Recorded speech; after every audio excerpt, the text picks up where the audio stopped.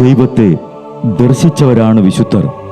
ആ വിശുദ്ധരോടൊപ്പം മാലാഖമാരുമായി സ്വർഗീയ ആനന്ദത്തിൽ ആയിരിക്കുന്ന ഞങ്ങളുടെ വാത്സല്യനിധിയായ അമ്മ ത്രേസ്യാളിൻ്റെയും പ്രിയ സഹോദരങ്ങളായ മണിദാസിൻ്റെയും ബ്രൈറ്റിൻ്റെയും പാവന സ്മരണയ്ക്ക് മുൻപിൽ ബ്രൈറ്റ് ഗ്രൂപ്പ് ഓഫ് അക്കാഡമീസ് പ്രാർത്ഥനാപൂർവം സമർപ്പിക്കുന്നു ഇന്നത്തെ വിശുദ്ധർ.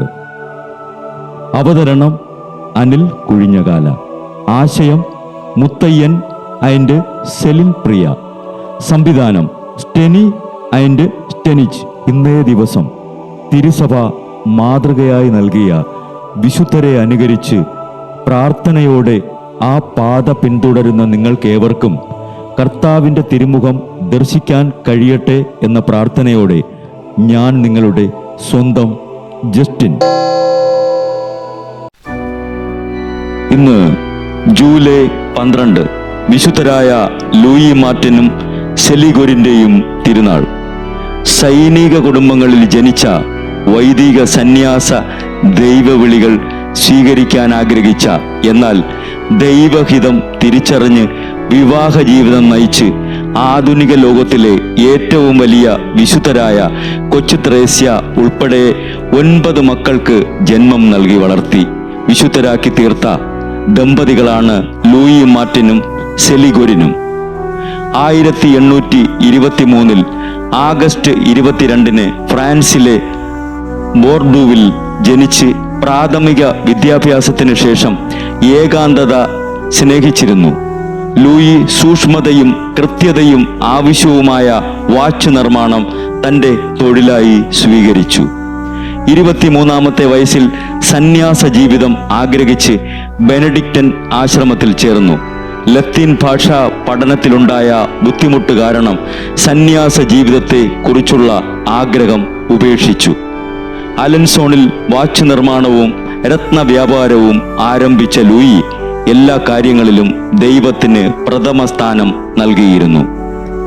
ഇസിദോർ ഗറിൻ ലൂയി ഷാൻ മസേ ദമ്പതികളുടെ 3 മക്കളിൽ രണ്ടാമത്തെ മകളായി 1831 ഡിസംബർ 23 സെലിഗോരിൻ ഫ്രാൻസിലെ നോർമണ്ടിൽ ജനിച്ചു. പ്രാഥമിക വിദ്യാഭ്യാസത്തിനു ശേഷം വിസിറ്റേഷൻ മഠത്തിൽ ചേർന്ന് സന്യാസ ജീവിതം നയിക്കുന്നതിന് ആഗ്രഹിച്ചു. എന്നാൽ തൻ്റെ വിളി സന്യാസത്തിലേക്കല്ല എന്ന് തിരിച്ചറിഞ്ഞു. അലൻസോളിൽ മുന്തിയതരം ലേസ് നിർമ്മിക്കുന്ന ബിസിനസ് ആരംഭിച്ചു.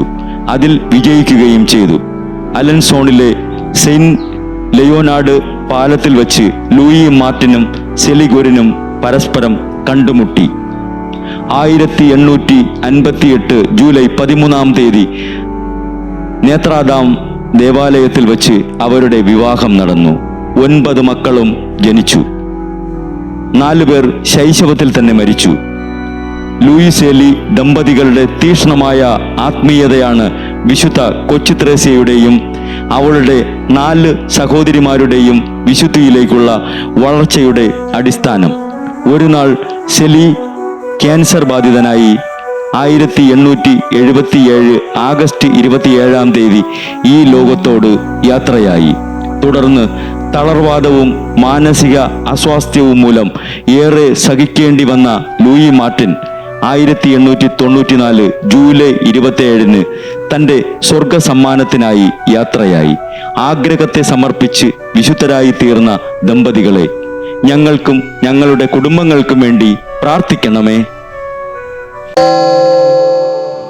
ബ്രൈറ്റ് കുടുംബത്തിൽ നിന്നും കർത്താവ് തൻ്റെ മുന്തിരിത്തോപ്പിലേക്ക് വിളിച്ച് പൗരോഹിത്യം നൽകി അനുഗ്രഹിച്ച റവറൻ ഫാദർ ബിൽ ബ്രൈറ്റും സന്യാസത്തിലേക്ക് വിളിച്ച് അനുഗ്രഹിച്ച് മണവാട്ടിയാക്കിയ സിസ്റ്റർ മരിയ ജോസും വിശുദ്ധരെ അനുകരിച്ച് ഇവിടെ ഈ ഭൂമിയിൽ ആത്മാക്കളെ നേടാനായി ഇരുൾ വീണ താഴ്വരയിലൂടെ നടക്കുമ്പോഴും പൈശാചിക ശക്തികൾ വിടാതെ പിന്തുടർന്ന് പീഡിപ്പിക്കുമ്പോഴും മരണം നിഴലായി കൂടെ നടക്കുമ്പോഴും ദിവ്യകാരുണ്യം എപ്പോഴും ആത്മാവിന് കരുത്തേകും പോലെ തിരുവചനമെന്നും പാതയിൽ വിളക്കായി ജ്വലിച്ച് ആ ജ്വാലയിൽ അനേകായിരം ആത്മാക്കളെ നേടിയെടുക്കാൻ സകല വിശുദ്ധരെ, മാലാഖമാരെ, ഇവർക്കു വേണ്ടി എപ്പോഴും കർത്താവിനോട് മാധ്യസ്ഥം വഹിച്ച് പ്രാർത്ഥിക്കണമേ.